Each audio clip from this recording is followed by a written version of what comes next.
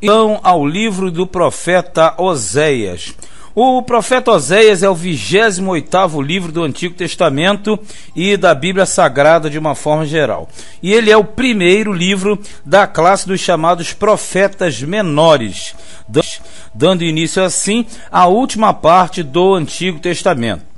Esse livro trata do ministério do profeta Oséias, que foi levantado por Deus para proclamar os juízos divinos contra o reino do norte, que na ocasião era conhecido como o reino de Israel. Então, o profeta Oséias, ele dá início aos 12 últimos livros do Antigo Testamento, a classe dos chamados profetas menores. O título do livro recebe o nome de Oséias, que é justamente uma homenagem ao profeta Oséias, que foi o autor e principal personagem do livro naquele contexto, naquela ocasião vivida no Reino do Norte. Oséias teve uma dura missão de anunciar a infidelidade de Israel para com o Senhor e a idolatria de Israel, que era gravíssima naquele contexto. O nome Oséias significa salvação ou livramento, né? Salvação ou livramento. Oséias é uma variante de Josué, que é automaticamente também de Jesus, que significa salvação ou livramento, que vem de Deus. O autor do livro é o próprio Oséias, profeta do Senhor, como eu falei. Ele foi um profeta centralizado em Samaria, que era Israel. Samaria, no caso, a capital do Reino do Norte, chamado de Israel. Durante o pior período do Reino do Norte, período próximo à decadência. Foi chamado e vocacionado para exercer a sua atividade profética durante os reinados de Uzias, Jotão, Acais e Ezequias, que na verdade eram os reis de Judá. Então o ministério dele foi paralelo ao ministério do profeta Isaías, que automaticamente profetizou no sul. E também paralelo ao reinado de Jeroboão II, filho de Jeoás, rei de Israel. Então, na verdade, você tem um paralelo com os reis do sul e com os reis do norte. E o profeta também paralelo a ele, no caso, Isaías e também o profeta Miqueias, que centralizados no sul. O ministério dele é paralelo a esses dois profetas, sendo que ele estava no norte, Samaria, enquanto que Isaías estava no sul, só que na corte, e Miqueias mais na parte rural do reino do sul, chamado Reino de Judá. Informações gerais do livro. O destino foi para o Reino do Norte, como nós estamos destacando. Capítulos são 14 capítulos. Pela ordem numérica, você já sabe, é o número 28 de 66, ou seja, o 28º de 66 de toda a Bíblia Sagrada. A data aproximada do fechamento do livro é em torno de 725 a.C., cerca de 3 a 4 anos antes da queda do Reino do Norte, que aconteceu em 721, 722. O lugar ele está centralizado, como eu disse, em Israel, propriamente no Reino do Norte, Samaria. O texto central é Oséias capítulo 11, versículo de número 7. Esse é o texto central do livro, que apresenta a visão mais profunda dessa obra. Nós temos também o tema central. O tema central é adultério espiritual. Justamente aquele grande exemplo que será dado através da vida de Oséias e a sua esposa, sabendo que, na verdade, ele vai ter uma vida árdua em virtude de seu ministério ser uma adaptação, uma exemplificação, melhor dizendo, de tudo aquilo que o povo de Deus vivia naquele contexto, a idolatria. A abreviatura do livro é um O maiúsculo, letra O maiúscula, e um S minúsculo. Vai ser OS, Oséias. O autor do livro, você já sabe, é o próprio profeta chamado de Oséias. Uma obra relativamente pequena, mas de suma importância para o contexto. Objetivos do livro. Em primeiro lugar, apresentar a última tentativa de Deus em restaurar o Reino do Norte. Segundo lugar, elucidar qual era a relação espiritual entre Deus e Israel, que era profunda. Era, na verdade, um casamento. E em terceiro lugar, mostrar que o amor de Deus por Israel é inabalável e infinito. Ou seja, ainda que Deus corrija, mas ele nunca abandonará o seu povo à deriva.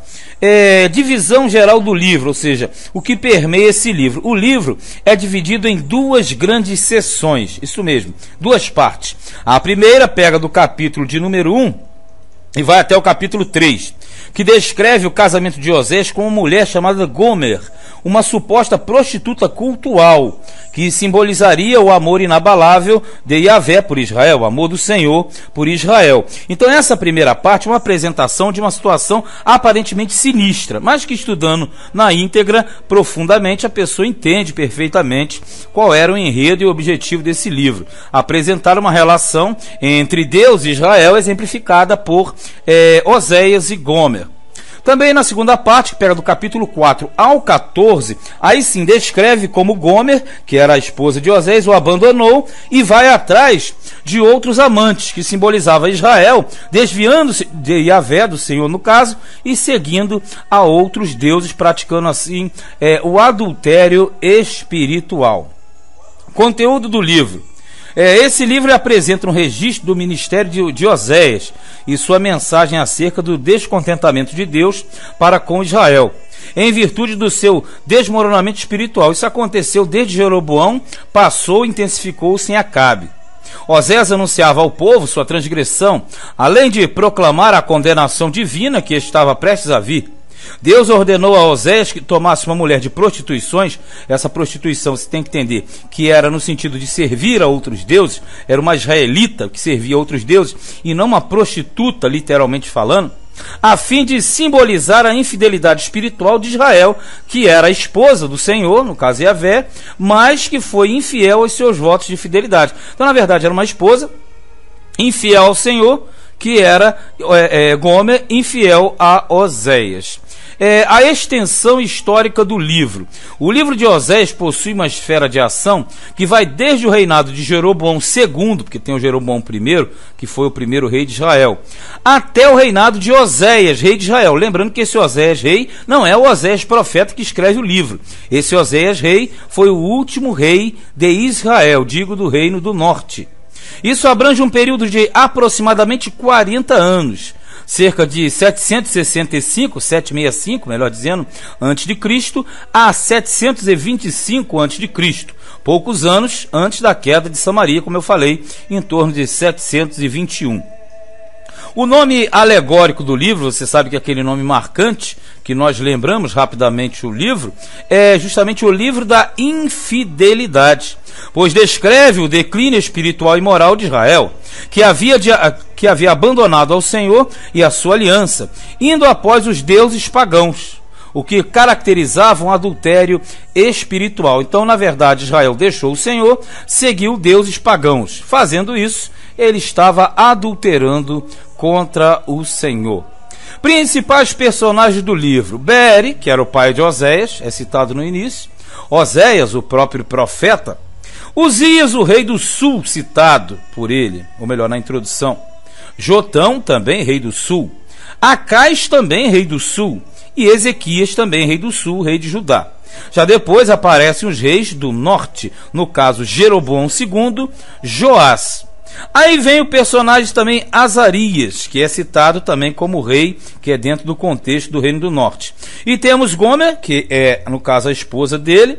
E temos os 3 filhos de Oséias. No caso, os 3 filhos de Oséias simbolizavam as situações vividas pelo povo. No caso, Jezreel, Loruama e Lo-Ami. Esses simbolizavam os filhos de Israel e sua transgressão. Presença de Cristo no livro, ou seja, o tipo velado. A expressão do Egito chamei o meu filho, no capítulo 11, versículo 1, apontava para a vinda do Senhor Jesus, o Filho de Deus. Em segundo lugar, tornarão os filhos de Israel. Tornar no sentido de quê? De retornar do cativeiro. Apontava para Jesus, que resgataria o povo disperso. Resgataria e vai resgatar. E em terceiro lugar, eu os remirei da violência do inferno. Inferno aqui, o sentido de estado de desaprovação. Apontava e aponta para Jesus como remidor de Israel, trazendo e restaurando a nação que é, na verdade, representante do Senhor. E também o último ponto a ser destacado, principal revelação do livro: mostrar e demonstrar a Israel, aos cristãos e a todo o povo de Deus espalhado pelo mundo, que o Senhor não suporta a idolatria e a mistura no seu culto sagrado. Ele não tolera isso. Deus manifestou a sua insatisfação por causa do culto misto realizado por Israel, que era o reino do norte, o qual igualou o único e verdadeiro Deus aos ídolos pagãos. E nós sabemos que a idolatria entrou muito forte no reino do norte, por isso veio a queda. Deus não dividiu e não divide a sua glória com ninguém, e ainda pune a todos que desviam a sua adoração para outros elementos, sejam ídolos, imagens, pessoas, objetos, etc. É um texto bem peculiar para os nossos dias, né? Porque a idolatria não é somente idolatria de imagem de escultura, mas idolatria de elementos. Bem, esta foi a introdução ao livro do profeta Oséias.